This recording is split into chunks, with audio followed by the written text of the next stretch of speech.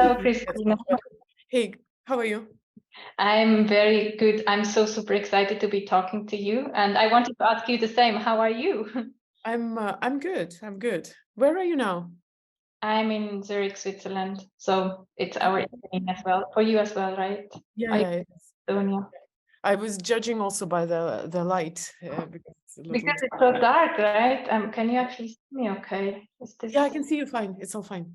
If it okay? works for you, it works for me. Okay, perfect. Well, again, a very warm welcome to this episode of what we do in this Many Firsts area or series, where we talk about first time experiences. And you just finished your first book, which is about to be launched. I wanted to congratulate you on this, and it's one more piece of work from your side that has inspired me so much. So thank you for that. And a bit of an official introduction also about you, maybe. You are obviously an author. You're also an entrepreneur and co-founder of Mindvalley. You're an international speaker, a teacher. You're also a hobby farmer. I see that you have some sheep now. And what I like very much, what you call yourself an everyday life philosopher, and also a proud mom, friend, and daughter. So a very warm welcome. And I would like to jump right in, as we only have 20 minutes, I think, today. So let's use the time and talk about self-love. It actually fits very well because it's shortly after Valentine's Day that we talk. Yeah, so maybe in a bit of a chronological order, if I would like to go back with you to the moment that I think inspired in the end somehow the book, which was when you realized that you had somehow lost yourself, and you described this moment in the book where someone, I think it was in the office, said that they had been missing you, and you realized that you had actually been missing yourself, right? And that was one of these aha moments I had when I read that. It really struck me. I was like, yeah, I know that feeling. Now, if you look back to that moment, I think it's more than 10 years ago, I think, that this happened, if I understood that right, chronologically. What has happened in the meantime? I believe and assume, and maybe I'm wrong, that you might still at times be lost or feel a bit lost or not knowing exactly how to proceed with something. Could you still, I mean, can you still remember how you would have dealt with these moments back then, and what may have changed for you in the meantime? Mm-hmm. Well, first of all, thank you. Thank you for having me and for giving me the opportunity to talk about my book. And thank you for having been with my, with Mindvalley and with my teachings for a while. So Your fan, basically. that's really a pleasure. And now that you've started telling me this bit about my book, I realized that were you also in the first group of beta readers when I released my first chapter of the book, or did I share it somewhere else? Yeah, no, not, but I was in the course in the. Oh, I see. Maybe that's where I shared, because it is really interesting. It's not many people have read the book yet, so that's why I was a little bit surprised. Like, oh, Yeah. No, that was because I said I would also like to write a review. So Yes. So you were that's so the, yeah. And I there was. was a small group of people who got to read the first part of the book before it got edited over and over again.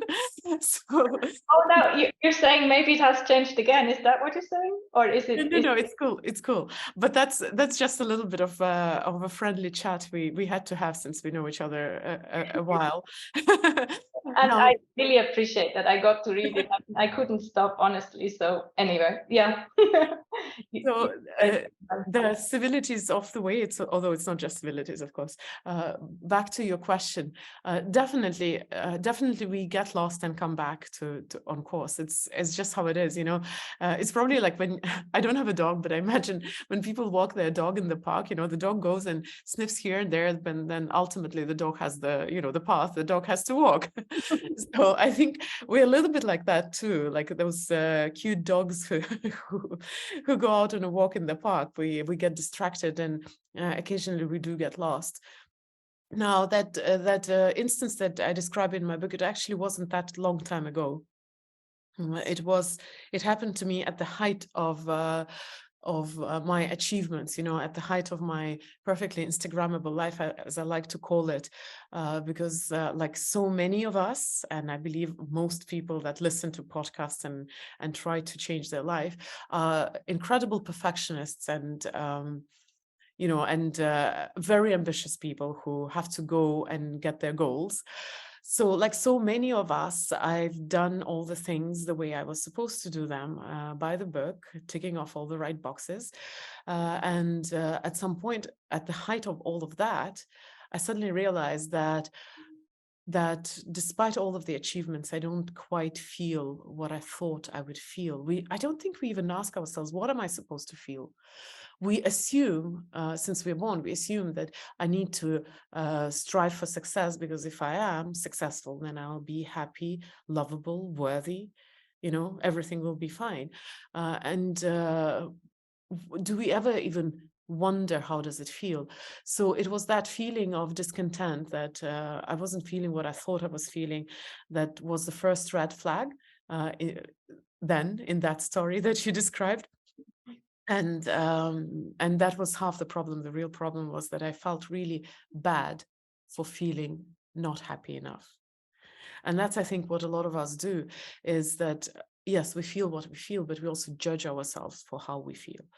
And that's how the journey started. Now, how I deal with that differently, I think I don't let myself get lost so much. And I'm constantly asking myself questions, which then, it was about 5-6 years ago, I didn't know what to ask. I didn't know what to do. I was questioning, what's wrong with me? Why can't I be like everybody else? So that's the difference. Then I thought I was broken and wrong and I needed fixing. And now I know it's just human. And, with enough curiosity and courage, you'll get back on track. And it's actually what you're describing, that we don't even know maybe what we should feel, right? Or we have this idea that we should feel a certain way, and then we discover it's not the way we thought it should feel, and then we get confused. Now, I have that actually specifically with this self-love, that feeling. I'm very curious if I will ever get there, that I feel, yeah, now I have an idea of what it feels like. But can you maybe share a bit about how you would describe this feeling of self-love? So my journey to self-love also took a while, and it took a detour through happiness. Having The dog again going in the park. it's not a bad detour, but I was born in a society that was incredibly idealistic and considered every individual human less important than the big cause. I was born in Soviet Union. The big cause was the communism, and we were the cogs in the big machine. So I was brought up with the idea that you cannot place your happiness anywhere on the pedestal, let alone make it an important goal, because of course, sacrificing yourself to bigger good is so much more important. And a lot of us, maybe to a lesser degree, have that martyrdom complex, where you feel that your holy duty is to actually sacrifice something, which is a very strange notion. But also, as humanity, I think we've lived in that idea for thousands of years. But then we live in a much safer, more peaceful environment right now. Apart from people who work in rescue services, let's say medical services, most of us don't have to actually risk our own lives or place other people's well-being above our own safety. Most of us, we romanticize that notion to the point that we don't even realize that we're ruining our own our own vessel. I started my work in philanthropy I was working with refugees about 10 years ago. I mean, it was a longer period of time. And I've seen a lot of misery, and I still get very much involved in all sorts of philanthropy. So I know that life is not always fair for some people on this planet Earth. But on the other hand, I'm a co-founder of Mindvalley, and we've built this wonderful company that helps people to live happy, fulfilled, extraordinary lives. And for a long time, I couldn't reconcile these two parts of my life until I had a chance to ask that question of Dalai Lama, and he said, "You can't help anyone if you're not happy." We as a humanity, we very often forget that your well-being is not the question of you being selfish or inconsiderate. It's a question of you being able to function in this world. And it's a base of everything. It's foundation of everything. If you think that your problems in your business are more important than your well-being, you're lying to yourself. If you think that your relationships are so important that your well-being can wait, you're lying to yourself. If you think that your children want your sacrifice, you're lying to yourself again. What your children want is, or not children, let's say parents, people who love you. What people who love you, they want you to be happy. That's the only thing they want, actually. It's so true. It's so powerful. It's so powerful. And this topic of happiness and what it means, I believe it's still probably very personal, right? I mean, but it comes, I mean, others, people who love us, would somehow notice if we have this happiness in us or not, because it may not be the same. My parents, something else may make them happy, something different than what makes me happy, right? Of course, this my book is not about happiness, and we were supposed to talk about self-love, but I don't mind talking about happiness because they're very related. And actually, if you replace happiness with self-love, it will still make a lot of sense, because we're afraid to put our happiness first because we think it's going to make us selfish. The same way we're afraid to focus on self-love because we don't see how to draw the line between self-love and being selfish, and that comes from distortion. So as I said, my journey to self-love came through happiness because I think 28, 29 when I suddenly realized that there's nothing wrong about wanting to be happy. Mm-hmm. It doesn't make you a horrible human being, not at all. So there's nothing wrong about needing to have a good relationship with yourself.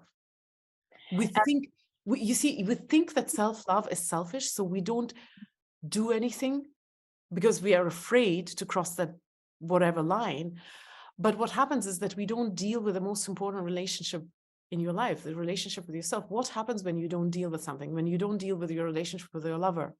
When you don't deal with your relationship with money? It deteriorates, it becomes unhealthy. So by not dealing with the relationship with yourself, you are doomed to unhealthy relationship. And what do you believe has somehow fueled that? Why are we so easy? And I'm generalizing here, but I do think, I mean, at least I know in my environment, it's a topic, right? This self-love and how can we make progress with it? How can we really become authentically us? So what has caused us to somehow just so easily ignore that relationship with ourselves and not really nurture it? I think it's the not understanding the concept, not understanding, like we started with how am I supposed to feel when I'm successful and I've achieved my goals? Yeah. We don't even, how does self-love feel? The healthy self-love. We don't understand what it is. And I hear that everywhere. People say, yeah, but everybody's showing off. Go on social media, everybody's just showing off. Of course, that's excess of self-love, right? Or everybody is so dependent on other people's approval. Well, in fact, success is also a dependency on other people's approval. Because why do we ever want to be successful? Because we want to be good, because we want to be liked. people don't normally chase success for the sake of feeling for the sake of just being successful. There is always a reason why we want to be successful, because a lot of the times choosing success is compromising something that's important to you. And we know deep inside, we know that success is not going to bring us happiness. Yet we all choose that. Why? We don't understand. We don't understand the concepts. We don't talk about the concepts. And if you don't understand something, how can you work on that? And if you don't talk about those things, how can you find out how to deal with your relationship with yourself? It comes from not knowing and fear that you'll do something wrong. And you're saying we don't talk about it. Sometimes I feel we don't have the vocabulary to talk about it, right? And this may also link back to us not really allowing the feeling, because it's something we wouldn't know how to describe, how to deal with. So we suppress it, or we look away from it. That's how I perceive it in myself, right? I'd rather not look very carefully, or rather just look away in the other direction. And success then is maybe something that helps us also with this ignorance, because I think success is also then more outwardly directed, right? So that's what we search in the outer world instead of, or maybe we need the combination with the inner world, and that's the missing piece. Success is a very tangible thing. We all understand how to work on that. And people, of course, we want pointers. So we want someone to tell us, follow these rules and you'll be fine. Here's your 1, 2, 3, 4. And success exactly works this way. We know what it takes to achieve success. So very often the question is also in priorities. And we touched upon that already. Like a person who has, a person who has a regular life, a mortgage and family and bills to pay, they say that I don't have time for all this. It's irrelevant, it's unimportant. But the truth is, if I knew the truth, but one way to look at this is this. We live in fairly safe environment. And it is not a question of life and death for most of us. Yes, world is much bigger, and there are people who objectively don't get to make their own choices about their own fate and about their own life. But most of us who do interviews and who come and listen to interviews, we get to choose. We get to choose, and we consciously choose things which we understand. Success, we understand. Self-love, we don't. So an entrepreneur can say, an economic crisis is looming. I'm losing customers. That's important. If I don't take care of that, I won't have, I won't be able to feed my family. First of all, that's shit. Oh, sorry. but in rich countries where most of us live, or relatively rich countries, you are not going to starve. It's not the question of life and death. Second, there is no research, not a single research paper has found a correlation between success and happiness beyond a certain point. And that point is pretty much the point of survival. So yes, your income does define your happiness until a point where all your needs are met. Mm-hmm. But beyond that point, your happiness doesn't depend on your success. And yet we constantly choose working on success. So my answer to that entrepreneur would be, your problem is not that there is an economic crisis looming. Your problem is that you have lost joy in what you're doing. And so your challenge is actually horrifying you. Because imagine yourself when you were starting all of that. When you were doing it in the different condition, you were not afraid of things. I can tell that because I've been in business for 20 years. I've seen economic crisis. I've seen war in my market. You can survive all of that. What is important, there is research that shows that that you're much more likely to become successful if you take care of your well-being and if you're happy. And that's actually a very interesting point, because I do think, especially you touched on the economic world, or let's say also entrepreneurship, right? It's probably something that we again, I'm generalizing, but would more associate with numbers and being, you know, a bit more abstract and logical. And I dare say that most people probably put self-love into a different area or corner of our self experience, you know, like it's not this what we would typically expect an entrepreneur in today's view of successful business people, that we would think that they take care of themselves, or maybe there's just not enough talking about it yet. Or do you think we really need to make a lot of progress still there? Well, we need, as a society, we need to start questioning the ridiculous mythology that we choose to believe in. You know, there is research that says your success depends 50% on your qualifications and 50% on your confidence. Confidence is a very close topic to self-love. It's you actually, you know, well, it's you liking yourself, at least to the point that you're confident. And we have to start talking about how how the state in which we do anything affects our results. And somewhere we understand that, but still we think that, no, I don't have time for that. I'll deal with the things that you know, that are tangible, that have numbers behind them. It was 2014. I had another business in Russia. Of course, nowadays nobody has business in Russia, but it was 2014. And in that business, I had a business partner with whom our relationship started going very, very hard and complicated. And you know, in 2014, Russia attacked Ukraine for the first time, and the two biggest markets that we had business in went into war, and there was a looming economic crisis.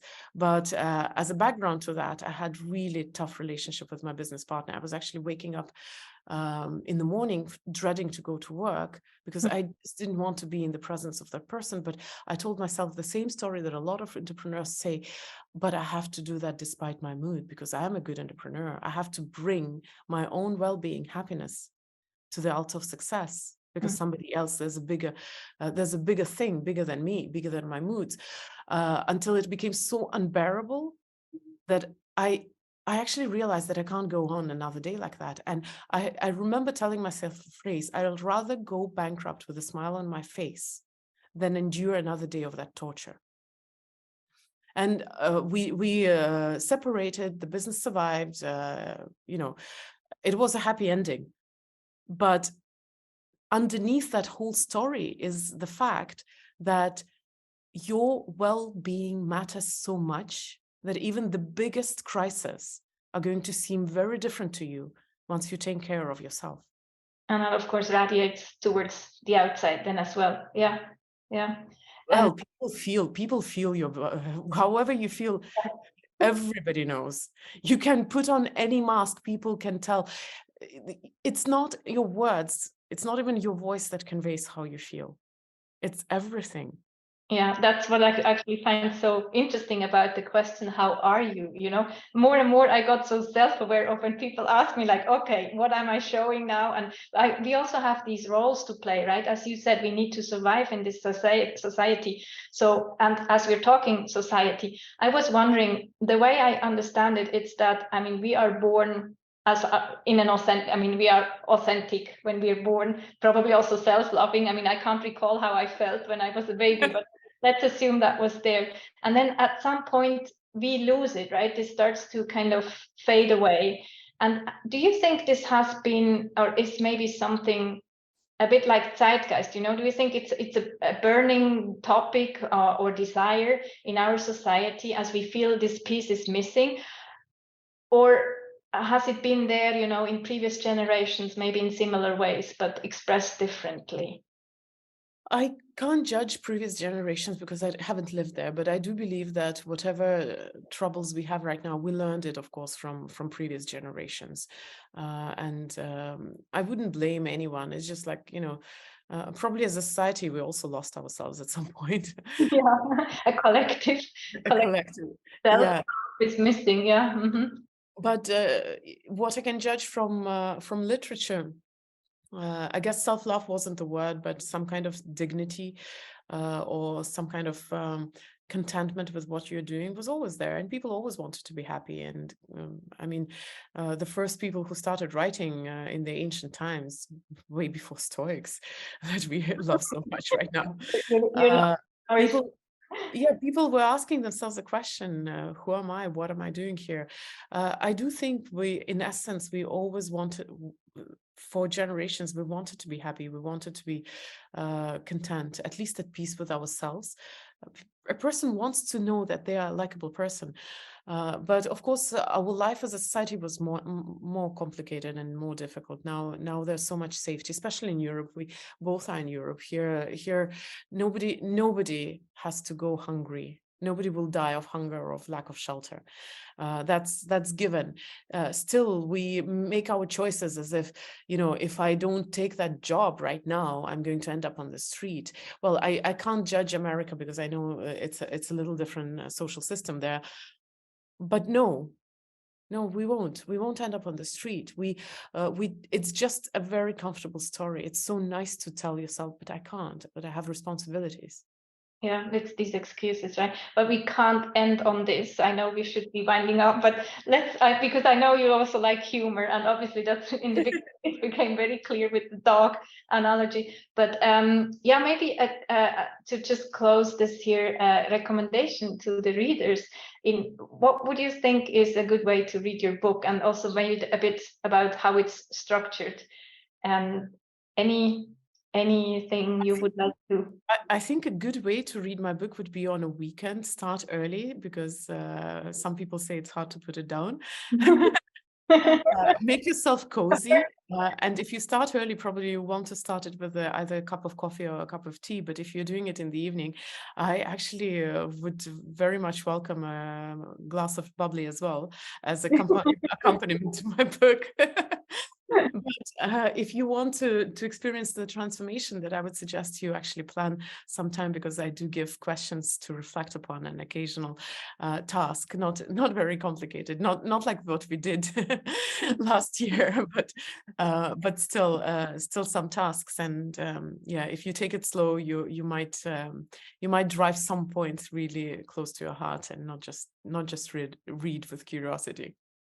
And I guess, yeah, you mentioned curiosity as well, also a key contributor or ingredient, right, on this path on any transformation journey. We need this curiosity, and I'm very curious to see what feedback you get from the readers. And best of luck. I mean, it's really a very valuable book, and thank you so much for this conversation. Too short for me, but I know you have a lot going on. So thank you so much for your time today. And yeah, talk to you next time. Yeah, thank you. And it was nice seeing you again. So same here. Bye, Kristina. Thanks.